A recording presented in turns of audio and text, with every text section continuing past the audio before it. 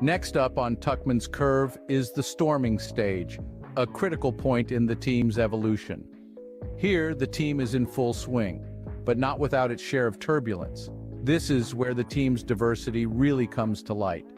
Different perspectives collide, and conflicts begin to surface. Now, before you start seeing this as a negative, let's flip the narrative. The storming stage isn't just about clashes, it's also about growth. You see, this is where team members start to express their individual views, and that's a good thing. It shows they're invested and willing to fight for their ideas.